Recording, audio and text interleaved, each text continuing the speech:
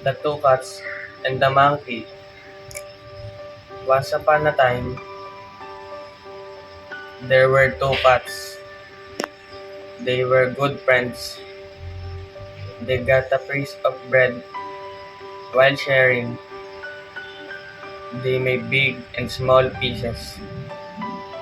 So they began to fight for the bigger piece. At the same time, a monkey saw them fighting. The monkey said, I will share it equally. He beat the bigger piece to make it equal. Again, it beat the bigger other piece to make it equal. Bit by bit, ate the whole bread and went away happily. The, the pure cats went the bread. Moral, we must learn to share what we have.